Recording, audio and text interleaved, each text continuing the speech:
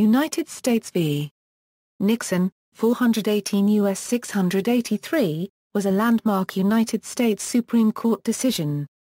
It resulted in a unanimous 8-0 ruling against President Richard Nixon and was important to the late stages of the Watergate scandal. It is considered a crucial precedent limiting the power of any U.S. president. Chief Justice Warren E. Burger wrote the opinion for a unanimous court, joined by Justices William O. Douglas, William J. Brennan, Potter Stewart, Byron White, Thurgood Marshall, Harry Blackmun and Lewis F. Powell. Burger, Blackmun and Powell were appointed to the court by Nixon during his first term. Associate Justice William Rehnquist, a Nixon appointee, recused himself as he had previously served in the Nixon administration as Assistant Attorney General. Background: the Watergate scandal began during the campaign between Democratic Senator George McGovern of South Dakota and President Nixon. On June 17, 1972, about 5 months before the general election, 5 burglars broke into Democratic headquarters located in the Watergate building complex in Washington, D.C. In May 1973, Nixon's Attorney General, Elliot Richardson, appointed Archibald Cox to the position of special prosecutor, charged with investigating the break-in. In October, Nixon arranged to have Cox fired in the Saturday Night Massacre. However, public outrage forced Nixon to appoint a new special prosecutor, Leon Jaworski, who was charged with conducting the Watergate investigation for the government. In April 1974, Jaworski obtained a subpoena ordering Nixon to release certain tapes and papers related to specific meetings between the president and those indicted by the grand jury. Those tapes and the conversations they revealed were believed to contain damaging evidence involving the indicted men and perhaps the president himself. Hoping Jaworski and the public would be satisfied, Nixon turned over edited transcripts of 43 conversations, including portions of 20 conversations demanded by the subpoena.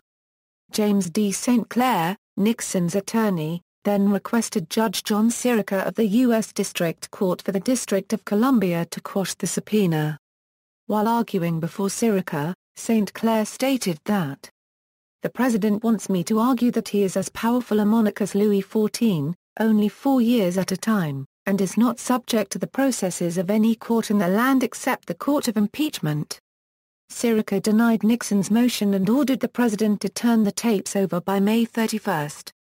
Both Nixon and Jaworski appealed directly to the Supreme Court, which heard arguments on July 8. Nixon's attorney argued the matter should not be subject to judicial resolution since the matter was a dispute within the executive branch and the branch should resolve the dispute itself. Also, he claimed Special Prosecutor Jaworski had not proven the requested materials were absolutely necessary for the trial of the 7 men. Besides, he claimed Nixon had an absolute executive privilege to protect communications between high government officials and those who advise and assist them in carrying out their duties. Opinion: less than 3 weeks after oral arguments, the court issued its decision. The justices struggled to write an opinion that all 8 could agree to. The stakes were so high, in that the tapes most likely contained evidence of criminal wrongdoing by the president and his men, that they wanted no dissent. All contributed to the opinion and Chief Justice Burger delivered the unanimous decision.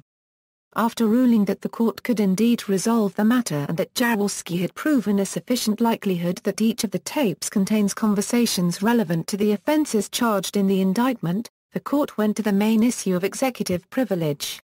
The court rejected Nixon's claim to an absolute, unqualified presidential privilege of immunity from judicial process under all circumstances. Nixon resigned 15 days later, on August 9, 1974. References. External links, text of United States v. Nixon, 418 U.S. 683 is available from, a Findler Wojcicka, Oral Argument and Opinion Announcement. Listen to audio recordings at oyas.org.